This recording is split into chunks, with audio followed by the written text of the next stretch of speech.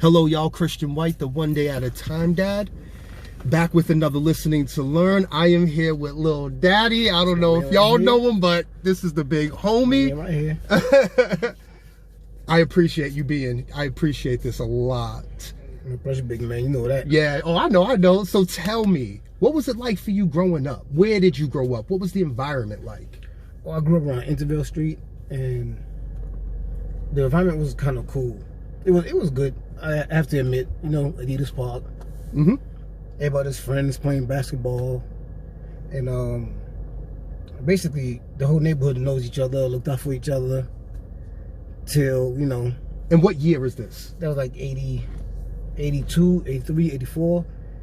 And how old were you at that time? At that time, at 82, I was 12 years old. Damn, you old. Yeah, right? No doubt. So when does it begin to change for you? When do you come off the porch? Yeah, about 13 years old.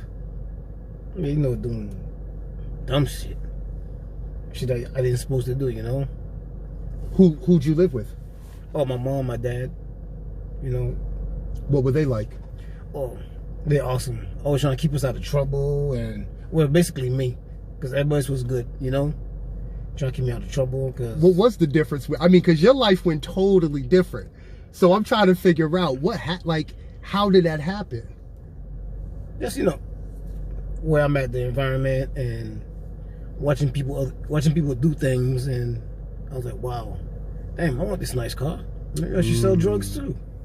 It's really nice, because I'm always the one that's giving people compliment, never hating on people. So I'm like, maybe I should start selling and give me a whip. Age of 13, thinking about a damn car. And did you indeed start selling at that time? Yeah, like 14. 14 years old. Well, I'm trying to think. So this is like 83, 84. Yep. Crack didn't even hit yet.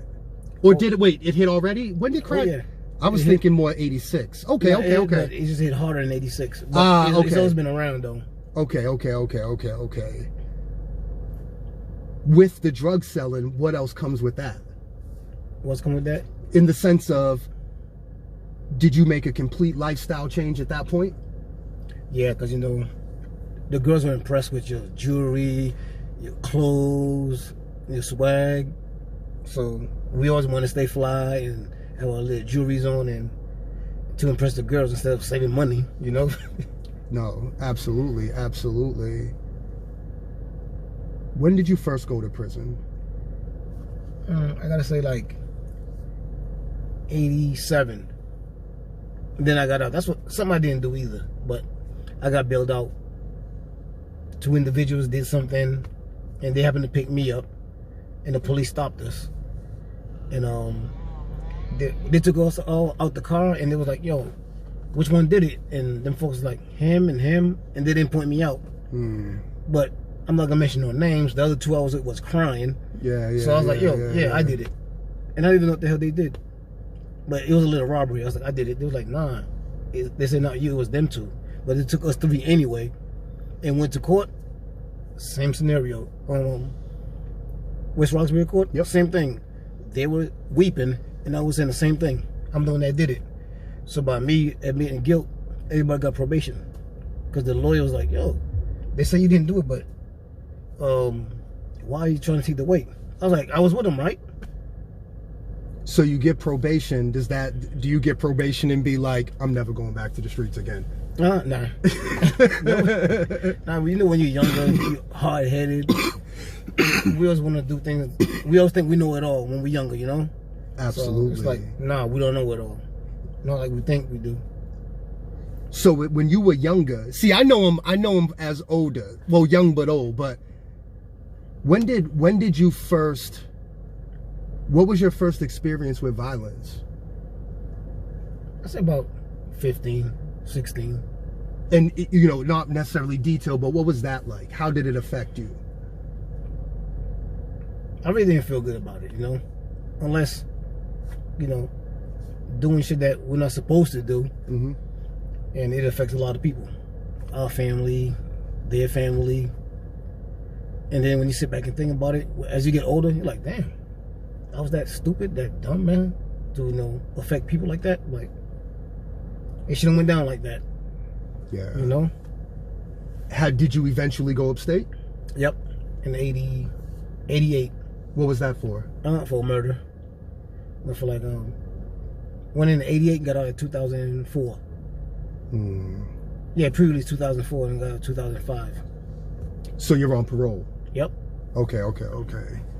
And I'm assuming if it was murder, you're probably on parole for a long time. Yep. For a long time. Exactly. What was it like for you in prison? Prison? When we first went in, I have to admit it was kind of fun because everybody that, you know, we were younger and everybody from around the neighborhood, and every neighborhood like Dewsum Humboldt, Castlegate, Intervale, Heath Street. It's like we was all cool anyway, so it's like we made the time go by fast for each other by, you know, being there for each other and talking about all the stupid shit that we did, and realized that, damn, you're not my enemy. You're a good dude, man. I like you. You know what I'm saying? Yes, So it's yes, absolutely. That's how we gotta try to get through these kids out here, man. Because once you get locked up, you're gonna realize how the guy that you won with is a good dude. Yes. You know, everybody's a good dude. Nobody's trash. Everybody's a good dude, period. Whether you think you're gangster or not, you know? Absolutely. To me, everybody's good, man. Absolutely. Just needed guidance at some point. Yep. I wish we had that guidance growing up. You know? Like somebody to tell us, yo, that's you know what's funny? Man. Yeah. You know what's interesting is I tell people, and me and Razor used to talk about this a lot, but if you think about it, we're like the first generation that is probably the best equipped to help the young people. I believe that. I believe so. Because we've been through the ringer enough and experienced almost every level of what they're going to experience. Exactly. And they're just going to experience it worse, you know? Yes. So absolutely, that's our job. Absolutely. As the OGs, the original gentlemen, I'm not going to say gangster, original gentlemen, to take care of them and help them out so they don't have to go through what we went through, you know? Absolutely. What was it like? Where'd you do most of your time? I'll keep going back and forth. Walpole, Norfolk, Oconee. Let's keep, you know how they rotate. Yes. They try to bring us to a medium and we mess up. We go back to the maximum. Yes, absolutely. So, yeah. So you get out on parole. How was it adjusting for you after all that time? It was hard because the job situation, you know, because of our jail record. Because nobody's going to trust you coming from jail. They're like, oh, hell no. He probably relapse and do some dumb shit and fuck up the workplace. And you don't blame him, you know. You don't blame him because it's hard for other people that doesn't have a record to get a job. Yeah. So I make you think that we're going to get a job quick. Yes. You know? Absolutely. And I mean, but I'm assuming eventually you found one. Or... Oh yeah, I stayed working. That's one thing. I didn't care if it was like $10, $9 an hour. Oh, I took it because, like I told this other guy, I was trying to get him a job when we came home. He said, "I'm not going for $9 an hour." I was like, "Dude, we was working for $1 a day in jail. Yeah. Now it's $9 an hour. Yes. You know. Yes. And you got consistent checks coming in. Yes. You don't have to worry about where your money's coming from." So when did you first become a dad? It was when you came home that first time? Before I went. Before you went in? Yeah, because my son's 32 now, you know, so. What was that? What was the relationship like while you were away? When I was away? Yeah. The mother was real good. He got a strong-headed mother, you know, come see me, made sure that he know who his dad was. You know, that's why I got mad respect for her, you know? I got so much respect for this girl, period. What is he like now? I am? Oh, way better than I was. Very humble. He's trying to get his first condo now. He works. What is y'all relationship like? Oh, real good. He lives in New Hampshire. Okay. But we always text each other and, you know, talk shit to each other and shit like that. And when he comes down, he comes see us. But we haven't seen him in a few months, though. He's the one that took me to the Celtics game a few months ago. Yep. Yeah. Yep. My oldest. That's my boy right there. And what are the next ages? Next ages? 12 and 13. What kind of dad are you? Me? I'm one of the funny ones. Strict but funny. You know? like laughing and joking and cussing and you know, Absolutely. one of them. You know, you gotta keep it real with them. Absolutely. You know, I cuss at them, but Absolutely. at the same time, I'm like, don't do it in school though, because if you cuss in school, I'm gonna get in your ass. You know. Honestly, I'm the same way with Christian. I think, I mean, as long as he's physically safe, Yep. I mean, you can pretty much do what you want. I want him to go through struggles. That's reality. Yep. That's Yeah, reality. I want him to go through the. Yeah, I don't. Yep, nothing's perfect. That's why you got. Nothing's. Totally agree. That's why I always talk to him about that too. Nothing's perfect, so you're gonna go through ups and downs. And from our experience, as parents, we teaching y'all how to get through it. And if y'all can't get through it, that's what we're here for. You know, come to us, and we're gonna help you guys out. Absolutely. We're gonna guide you, make sure that you're good. You know. When did you know that you were simply never going back to prison? Oh, when I came home and seeing the family, how happy they were. You know, you don't want to break nobody's heart by going back. And a lot of real friends and neighbors that you haven't seen in 30 years, and they're so happy for you. You know, it's like, damn, I don't want to disappoint them. I'm not gonna disappoint myself either. You know, but look how happy they are for me. Yes, yes. Because they want to see you out here. So, how did you calm down? How did you? Because I know Lil Daddy as either funny or dangerous. That's you know, that's pretty much how I know him. So it's like, how did you begin that process of calming yourself down to where something very small in the joint you might have stabbed somebody for, now you go through that same incident and now it's just like, oh, let me help you do it. I can show you how to annoy me better. Yep. How'd you get to that point? What did that look like? It's like with growth comes maturity, you know? So it's like the shit that bothers us, you know, when we're younger, if you don't learn from that and where it's gonna lead us to, then you're never gonna change, you know? So I know where my temper's gonna take me or shit like that. Just like the other day, driving around and dude tried almost hit me. I didn't say nothing to him. And I was just like this. And dude was like, my fault. I was like, nah, it's cool, brother. You know, it's cool. That's all it took. You know, back then we would have snapped. Yeah, what the F are you doing? But I'm like, it's cool, my brother. You know, he's like, my fault. So I was like, you know something though? If a lot of people were like that, you know, apologize for shit that you did instead of blaming others, yo, everything would be cool, because you'd be surprised how you can build a friendship like that. Because I built up a lot of good friendships in jail. Yeah. You know? Like people I thought that was enemies. I'm like, they're not my enemies, they're my brothers, man. And like I try to tell people like how, like, you know, dudes like us will get calls from dudes that we did time with or whatever, and they'll be like, a little skirmish happened between the neighborhoods, can you please call your little homie and I'll call mine? Or like people don't realize how much work goes on behind the scenes. It's just, it always amazes me. What are you doing now? You were telling me a little bit about a program you want to start. What is that about? It's called Inner City Life Choice.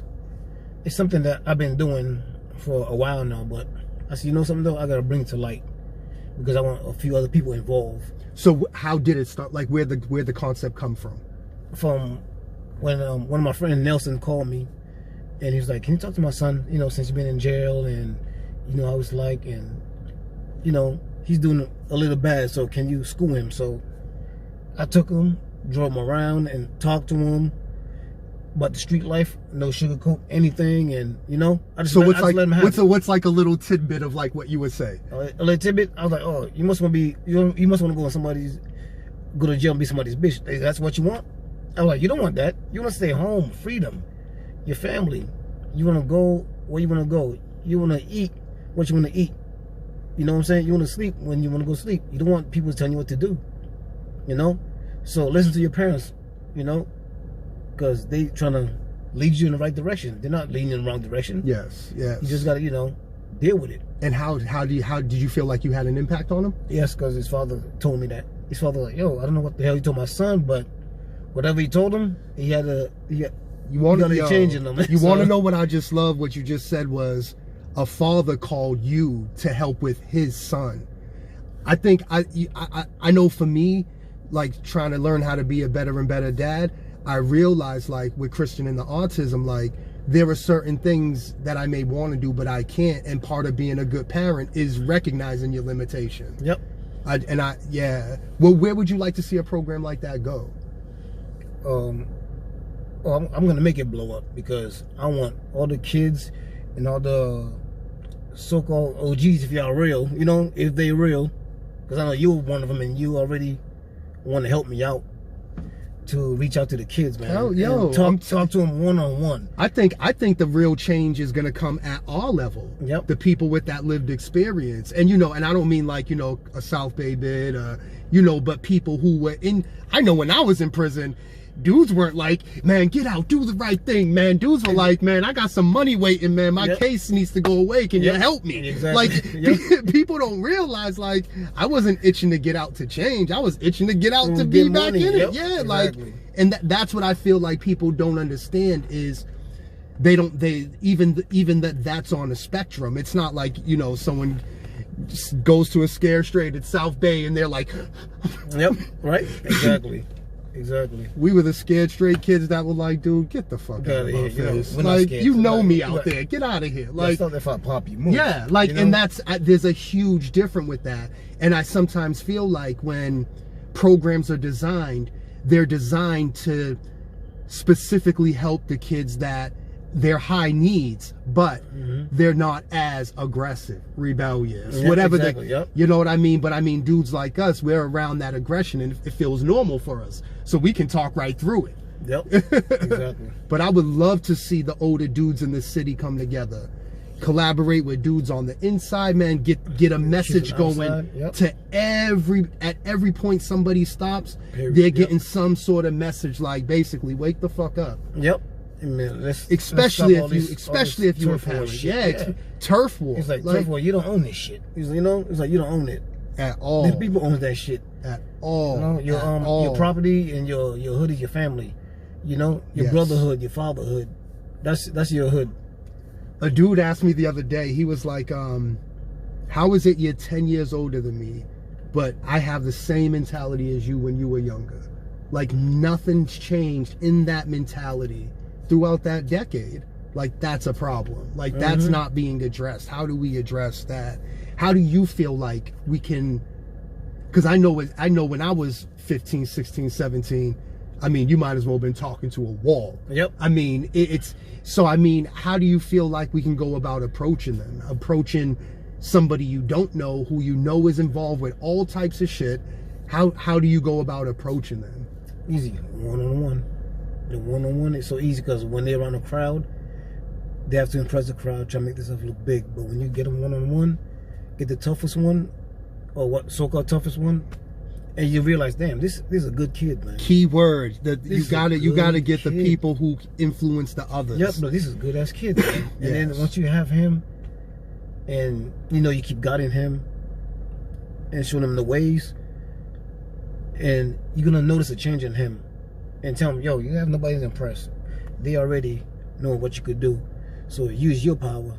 Yes. To influence them to do better, you know? Yes, absolutely. Absolutely. Absolutely. It's simple, man. Dude, it's easy. It's how to say, it's easily said than done, but it's easier if you do it. Yes. Period. Agreed. So I mean, you just worked on getting the 501c legally. Now you have to go through the process of getting a non-profit. No, I got it already. Okay. Yep. Okay. I just gotta get the 501c filled up. That's all. But yeah, anything I can do to help, please. That's a given. Oh yeah, I appreciate it. Yeah, please. We need more of it, man. I feel like we need less city. I mean, the city has a role to play. I mean, they control a lot of the resources, but it needs to get to the people who can make some real change at the same time. Yep. So that's what I'm trying. And the thing is, though, I know we all can make a difference. You know? I know it. I'm not gonna be like, I think. No, I know it. Yes, absolutely. We have that power. We have the juice. And that's what people don't. Yeah, that's what. Oh man, and some people's not using their power and juice like they should. You know. Because there's a lot of OGs that I don't even call them OGs. I don't respect them because he's telling the kids to protect your turf and doing dumb shit. You're not an OG, man. You know, you're still stuck in the 80s. Yes. You gotta. Yes. You gotta guide them right. You know, to make sure keep them out of jail, keep them out of death, man. Keep them out of the wheelchairs. How do we get them to address mental health? they'll get to address them. We stay on them. That's all. We stay on top of them, man. Let them know that we're here and we're gonna dig through resources and try to help everybody out. Period. I like that you said here. Like every time I hear that, like I hear the word consistency, and like that's what I feel like people don't really truly understand is that you initiate, you follow up, you keep following up, following up. Yeah, because when we're consistent, man, you're gonna get results. Yes. And things are gonna get better. Yes. It's like getting a job.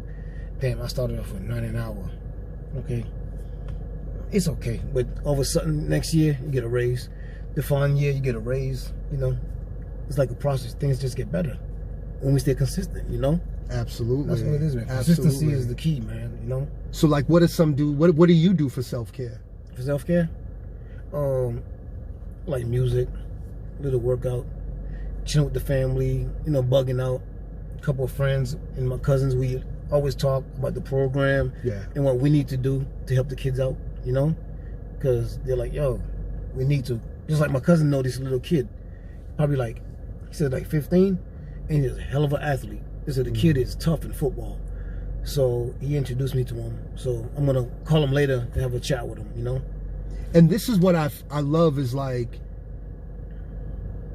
it's people who just do it because they want to do it. Like they just feel called, whatever. Like you don't got to have a job doing it. You ain't got to, I don't get paid for this shit. Like it's just something that I feel passionate about.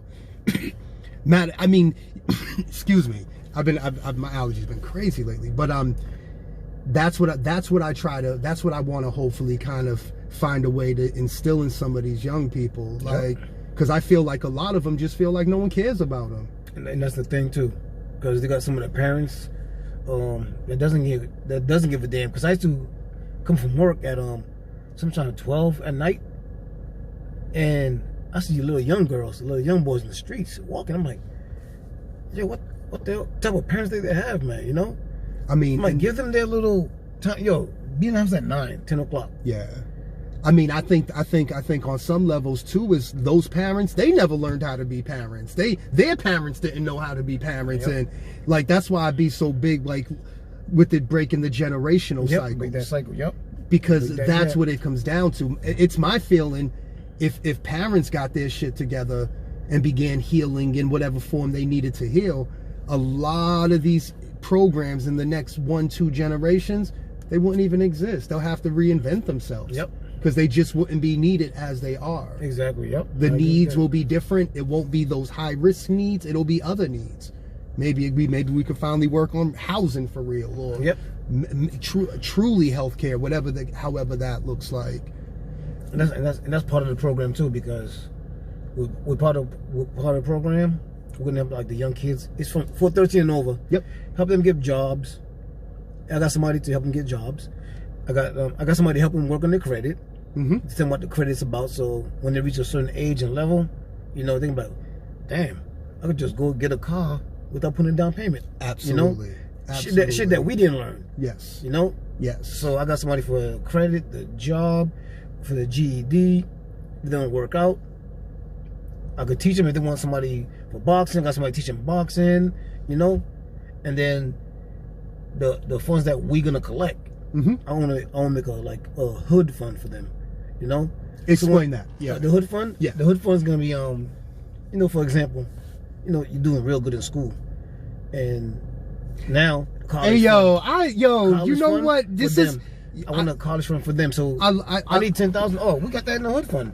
Hold up, let's get that for you. Make sure you get to college. Yeah, hell yeah. And no, we don't want the money back. We just want you to do the same thing to the next kid. Why is it important for you to not only remain in Boston, but give back? This is our job. We was part of the problem, man, you know? So now we should be the part of the solution, period. You know? Because it's like, come on now. This violent shit is dead now. Come on, let's get these kids on track like we should, man. Because, you know, the next generation might be going to be worse than them if we don't stop this shit. Absolutely. They're not going to care. Shooting innocent little kids, women, children, and not giving a damn where they shooting at. Because too many people are dying from senseless shit, period, you know? So it's like, yo, let's help them, because that's like a crying out for help. Agreed. They're crying for Matter help, of so fact, I let's was help just them. telling someone the other day, like, when I was younger and I heard gunshots, my very first thought was, I hope that was one of my mans doing the shooting. That was my very first Right? thought. He's like, I hope nobody I know died. Yeah, You know? yeah. Exactly. Yeah. Now that I'm older, when I hear a shot, I think, damn, somebody's crying. I hope somebody's okay. Somebody's Yep, I'm gonna say I hope somebody's okay. not just okay, but I can, you can almost hear the pain in the sound of the gunfire. Yep. You can hear the frustration. You can hear the, you know, wanting to learn from a mentor. Like, it's so interesting to me now when I think of the reasons I used to shoot, and I'd be like, damn, why wouldn't they be doing it for the same reasons? Yep. Exactly. I felt like I didn't have a family, but I found one with on Humboldt, and, you know, in terms of, you're praised for being violent. Yep. The more violent you are, the more they praise the you. more you Yep. more you feel loved, validated, Yep. wanted. I mean, the world didn't want me. I figured if this world wanted me, why not give it my all? Exactly. Right? Exactly. Why right? not give it my all? Exactly. It made sense. It made sense. That's how some of them feel now. You know, some of them feel that way now. How often does prison come to mind? When I think about all the innocent dudes that's in jail now, you know, they call me and check up on me, and I check up on them, see if they need something, and I'm like, damn, man. I'm like, damn, good guy, but you know, kept his mouth shut and got locked up. And the reason why a lot of them kept their mouth shut, we know that already. They don't want their families harmed, so they just go with the flow and go to court, hoping that they beat it. Yeah. You know, I feel so Yeah. bad for a lot of them that's in jail, but a lot of them's getting out now. So Yeah. that's I love quiet it, you know? as kept. Yeah, I love like it. that's yeah. You know, I love that. That made me so happy, man. But there's more that's in jail that are innocent that need to come home. Absolutely. And that's why Sean got this program, Innocent Convict. Mm-hmm. Sean and his partner. I was like, I like this. Shout out Sean, by the way. Sean Ellis. Ellis. Yeah. man, Absolutely. yep. Absolutely. Exactly. Absolutely. Because I mean, you know, with all the atmosphere right now, all the racial stuff, all that, I mean, that's always going to be an issue, but I feel like what's always going to be an issue is people looking at ex-felons as lower than. Yep. Oh yeah. Yeah, because I know, like, even me, like, people be like, oh, you don't have a degree, you don't have, like, no, I don't. And one dude was like, well, you know, I studied violence prevention for 17 years, and I'm like, Wait, I might as well dude, listen to him. you were studying me. Yep. What the fuck Yep. are you talking about? And Like, there's nothing better than experience. You know what I'm yes, saying? yes. It's like And we respect your little degree and everything, but I'd rather learn from you than from him. exactly, Because you've been through it. exactly. So you could tell me what I need to do to stay out of harm's way. He can't. Yes. He could tell me, but I'm not gonna listen to him. I'm like, hold up, this no one fucking never been in jail. Fucking Yes. tell me that shit for. Yes, Chris absolutely. been in jail, so I'm gonna listen to him. Absolutely. And I feel like we need more authentic voices like that being pushed. I mean, I want to figure out a way just to have young people be able to be like, oh, I'm going to choose to do this, but I know there's an example there if I want to go with that example. Yep. Like, I know when we were younger, the examples were Oh yeah. killers, robbers, stealers. Yep. It wasn't, Exactly. that was the example. But I mean, no, it's a beautiful thing. But tell me, what is it like for you when you look at your children and you think of them, you think of yourself at their age and how much different their world is versus yours? It's like consistency, like with more love. But with us growing up, our parents loved us. But you know, work calls. They're working, busting the ass to make sure that we was okay. The bills were paid, fed, we get clothes, you know. So by the time they get home, cook, talk to us for a minute, and they're gonna sleep to repeat the next day, repeat the same thing the next day, you know. Mm-hmm. So with them, I learned from my parents. I just give them more time, you know, more knowledge of the streets, of what's going on, what they're gonna go through, what they need to do, you know, with shit like that. Did you ever have a conversation with your sons about, you know, being a young black person, you know, with police or anything like that? All the time, yep. How does that look? Because I the time. like I have that conversation with Christian, And I mean, I think what really leaves me emotional at the end is I can't be with him 24/7. Yep. So it's not like I can always jump in the way of something, Yep. or, you know, I just have to hope. Yeah, we just tell them though, like you said though, we're not always gonna be there, but we also school them and let them know, sign of trouble, get away. Police stop you, just stay right there, you know. Keep your hands up, you know. Talk to them like, yo, what's going on? And don't get flip mouth or nothing, because you know how it is. We know how the end results will be. Yeah. To some police, and I mean, to you know? be clear, so much of what is going on in the atmosphere in terms of the racial tensions, the Black Lives Matter stuff, is because something was filmed. That's it. Yep. There are very limited cell phones in prison, and I can assure you that COs are a different type of breed than police officers. Yep. You know, so there's a, Exactly. you know, so the fight is much more complicated, because I do think, like, you know, to effectively heal, we got to work on all sides at once. Period. Yep. Yeah, Yeah, absolutely. because I posted something today on Facebook, because they had these cops. They had a white dude on the floor with their knees on them Yep, too. yep. And I was like, that's not acceptable either, you know? Absolutely. You can't do that to nobody, This is a period. human condition. Period. This is a Either black, white, whatever. See, what people don't do it. know is like, yeah, I mean, They think we're being racist because we Yeah, we yeah. scream Black Lives Matter. No, growing it's up, not you know, racist. It's I know not growing far up from in that. prison, when we grew up in prison, it was much more segregated than it is now. Yep. You know, the white dudes had anything they wanted. I mean, I remember one time I seen a Rambo 3 knife with the compass on the back. Yep. With the compass on the, how the fuck do You get you that. get that? Yeah, what you brought it in? Yeah, like you. I mean, but what people don't realize, like I remember when I was up the Max. This was right when it first opened. It didn't matter what color you were, white, black, brown. It doesn't matter. We can fight amongst each other, but if it happened to be something with a CO, it was an instant mind shift. Everybody's go. Yep. Everybody becomes your team member at that point. Yep. And it just always amazed me how right after that it's like, Go back to regular. go back. It's like being in the hood and going to the Million Lives March, man, and then I come Then right come back up, do home some and it's stupid like, shit. Yeah. I loved you when we were marching, but right now you I better don't get like the you. Yeah. It's like it's that mentality. It's just that mentality. Did you pick up any skills in prison? Skills, yeah. A little carpentry, electrician, but I didn't do none of that when I came home because my passion was always like wanting to work with kids, and plus when I first came home, they wasn't trying to give us that chance unless you was with a union, you know. Yeah. And you already know what I'm talking about. You gotta have that little juice and power to get in certain things. Absolutely. So I'm just like, you know, whatever. I still fend for myself. Yeah, I mean, honestly, I'm at a point We where free. we free. First and foremost, Yep. I try to tell people all the time, I've never had more in my life than I do right now. It's true. Yep, me too. And it's all in my name. When we were growing up, we were taught never have ID, give an alias. You never want them to be able to identify you. Yep, exactly. Therefore, I never thought about credit. I never thought about, exactly, right? you I'm don't, telling you, right? it really struck me like, because of simple little ways we're taught, we dismiss whole that other shit, worlds.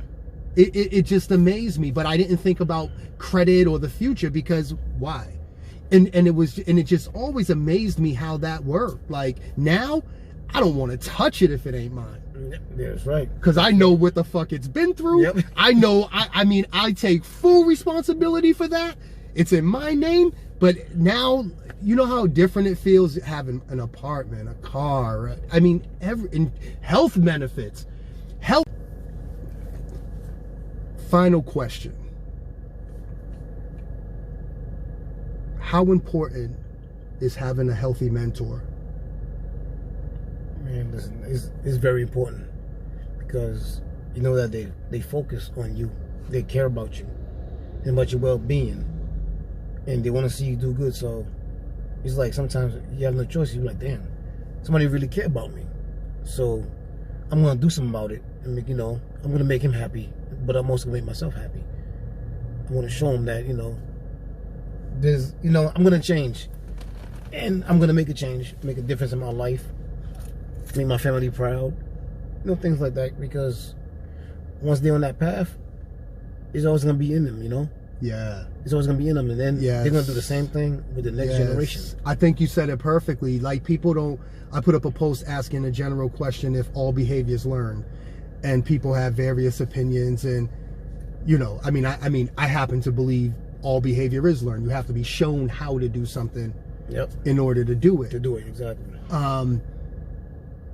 And I think it's important. Like, people don't realize, like, some of us get set on a path so young that our whole way of being is wrapped around that one path.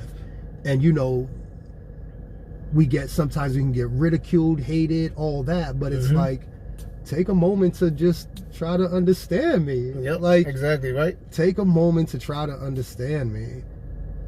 Don't ridicule me. But listen, I'll continue to try it. Yeah. You know? Yeah, exactly. You know what I did want to ask? How did you become healthy in relationships? Like, why do you and your wife get along so good? Because we keep everything real. You know, you gotta keep everything real. That's all it is, you know? Honesty. You know, we go through our troubles, but we always laugh at the end. Yes. At the end of the night, we laugh at it. We could cuss each other out all day. And it's over the kids, because one of us is too soft and one of us is too hard. So like, come on, babe, you have to be more strict with them. I said, I know, but you know, I'm like a different type of dad. I like to be fun. No, I'm with you. I'm with you. You want to be fun. Yo, how many dudes do you know came home and ran their household like the CO ran the cell block? I know, right? Yes. I knew that I would not do that. Me either. I knew that I would not do that. We're gonna have fun. We're gonna have rules and restrictions, but also we're gonna have fun. You know? Yes. We're gonna have fun. We're gonna play ball, because I'm teaching the little one to play ball now, and he's getting way better. And was it October? 5 months ago? My daughter was in the papers because she passed the IC test, but they didn't accept her to that school. Oh. So the lady in the Globe was just like, wow, they didn't accept her? And she did so good? I said, but she's not worried about it. I said, she's strong like her father. You know, she's strong like her dad. It doesn't bother her. She's like, you sure? I said, trust me, I'm sure. I said, my sister went to a public school. She went to the Burke.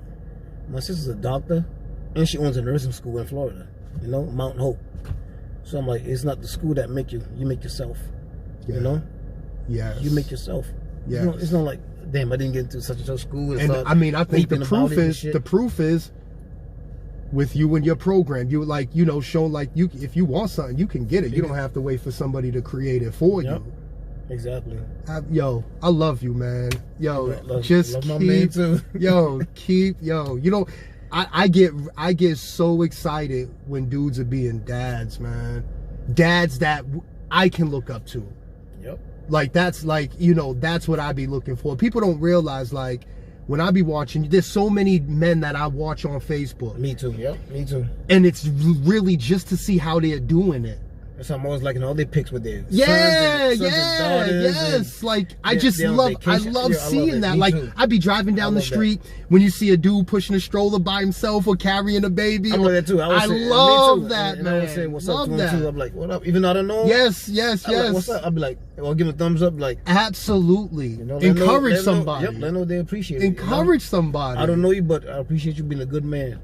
Like, you know, and I don't look at it like there's a war with men and women, and you know, I mean, we have structural chauvinism and racism, and that it's what it is. Yep.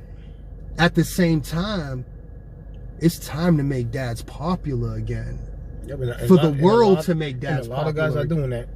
They're not. You know, and you know, and it's not getting the credit that they deserve. Absolutely. You know and you know, it's not like, and some people be like, well, we're not going to give you credit for something that you should do. But what I will say to people is I was raised to be the N-word, and I was good at it.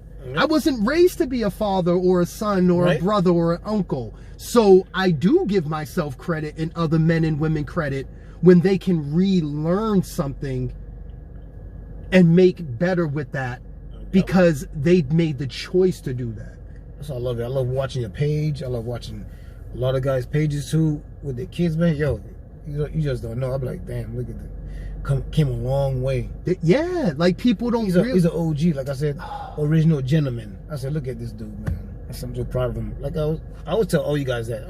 When I get a chance, every chance I get, I tell y'all, yo, I'm so proud of y'all, man. Keep that up, man. And you know, for men, I want men to understand, like, even these words are encouragement. These are important. It's okay for you to hear someone say they love you, or they appreciate you, or they're proud of you. Like, I always tell you guys that. Yeah. I know. I'm just, but it's like, boys, man, it's like so many people. Good. All my kings and queens. I'm like, love y'all, man. Yes. You know? Yes. I'm gonna appreciate you guys while y'all here. You know what I'm saying? Not while y'all gone. I'm gonna appreciate you guys now. That's